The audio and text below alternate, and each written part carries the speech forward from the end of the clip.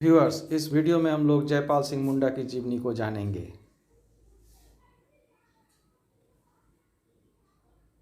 आज 3 जनवरी को झारखंड के महामानव जयपाल सिंह मुंडा का जन्मदिन पर उनको सत सत नमन।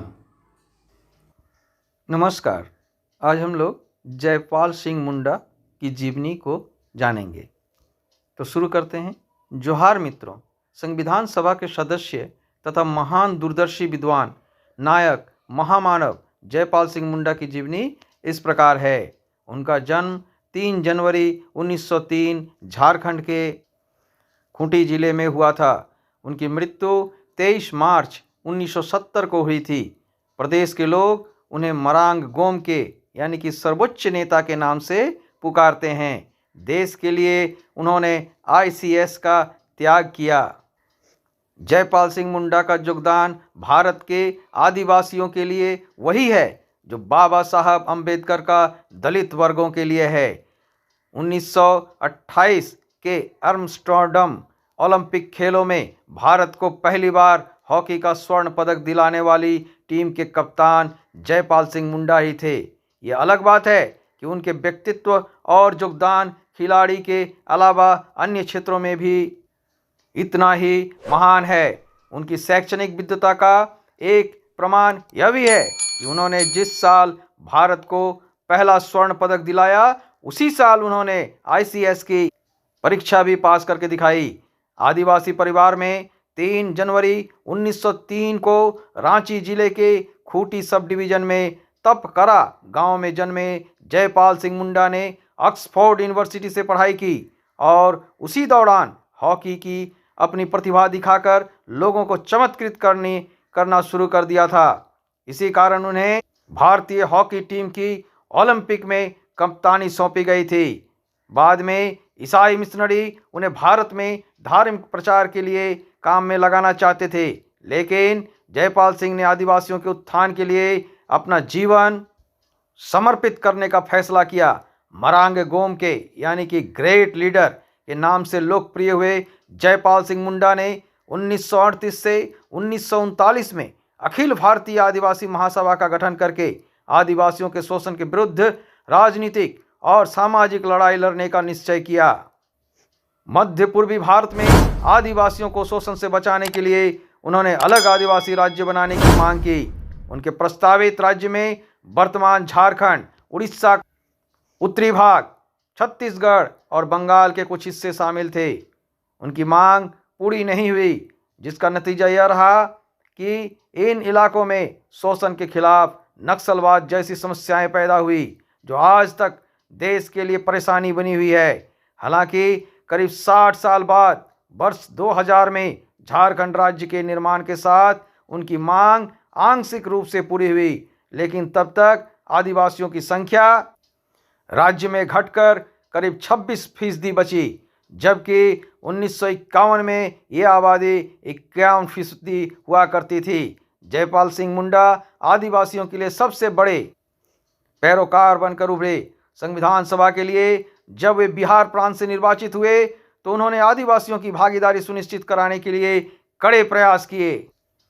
अगस्त 1947 में जब अल्पसंख्यकों और वंचितों के अधिकारों पर पहली रिपोर्ट प्रकाशित हुई तो उसमें केवल दलितों के लिए ही विशेष प्रावधान किए गए थे। दलित अधिकारों के लिए डॉक्टर अंबेडकर बहुत ताकतवर नेता बन चुके थे, जिसका लाभ दलितों को तो मिलता दिख रहा था, लेकिन आदिवासियों को अनदेखा किया जा रहा था। ऐसे में जयपाल सिंह मुंडा ने कड़े तेवर दिखाए और संविधान सभा में जोरदार भाषण दिया। आज़ादी की इस लड़ाई में हम सबको एक साथ चलना चाहिए। पिछले 6000 साल से अगर इस देश में किसी का शोषण हुआ है तो वे आदिवासी ही हैं। उन्होंने मैदानों से खदेड़कर जंगलों में धकेल दिया गया और हर तरह से प्रसारित किया गया, लेकिन अब जब भारत अपने इतिहास में एक नया अध्याय शुरू कर रहा है तो हमें अवसरों की समानता मिलनी चाहिए। जयपाल सिंह मुंडा के सशक्त हस्तक्षेप के बाद संविधान सभा को आदिवासियों के बारे में सोचने पर मजबूर होना पड़ा। इसका नतीजा यह निकला कि 400 आदिवासी समूहों को अनुसूचित जनजाति का दर्जा दिया गया। उस समय इनकी आबादी करीब 7% आंकी गई थी। इस लिहाज से उनके लिए नौकरियों और लोकसभा विधानसभा में उनके लिए 7.5% का आरक्षण सुनिश्चित किया जा सका। इसके बाद आदिवासी हितों की रक्षा के लिए जयपाल सिंह मुंडा ने 1952 में झारखंड पार्टी का गठन किया। 1952 में झारखंड पार्टी को काफी सफलता मिली थी। उसके 3 सांसद और 23 विधायक जीते थे। स्वयं जयपाल सिंह लगातार 4 लोकसभा चुनाव जीतकर संसद में पहुंचे थे। बाद में झारखंड के नाम पर बनी तमाम पार्टियां उन्हीं के विचारों से प्रेरित हुई। पूर्वोत्तर के आदिवासियों में फैले असंतोष को उस समय भी जयपाल सिंह मुंडा पहचान रहे थे।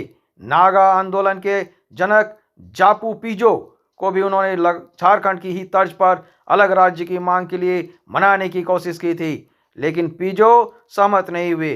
इसी का नतीजा ये रहा कि आज तक नागालैंड उपद्रवग्रस्त इलाका बना हुआ है। जयपाल सिंह मुंडा के कारण ही आदिवासियों को संविधान में कुछ विशिष्ट अधिकार मिल सके। हालांकि व्यवहार में उनका शोषण अब भी जारी है।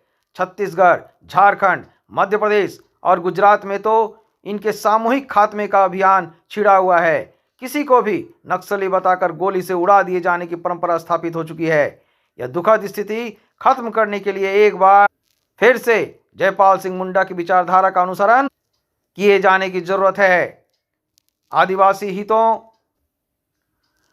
हितों के लिए लड़ते लड़ते 20 मार्च 1970 को जयपाल सिंह मुंडा का निधन हो गया। दुर्भाग्य की बात है, उसके बाद उन्हें विस्मृत कर दिया गया। यह दुख की बात है कि आज जब दलितों और पिछड़ों के अधिकारों की लड़ाई लड़ने वालों को इतिहास के पन्नों में खोज कर निकाल कर नया इतिहास लिखने की शुरुआत हो चुकी है, जबकि आदिवासियों के सबसे बड़े हितैषी जयपाल सिंह मुंडा को नई पीढ़ी के लोग जानते तक। जब छोटे छोटे राजनीतिक हितों के लिए लड़ने वाले राजनेताओं और धन के लिए खेलने वाले खिलाड़ियों तक को भारत रत्न से सम्मानित किया जा रहा है, ऐसे में जयपाल सिंह मुंडा जैसे बहुआयामी व्यक्ति के लिए भारत रत्न की मांग तक नहीं कहीं सुनाई देती है। ऐसे महामानव को सत सत नमन है। व्यूअर्स, यदि जानकारी अच्छी लगी हो तो वीडियो को लाइक करें और चैनल को सब्सक्राइब करें, साथ ही बेल आइकन को प्रेस करें ताकि इसी प्रकार के शैक्षणिक जानकारी मेरे चैनल पर आगे भी मिल सके। धन्यवाद।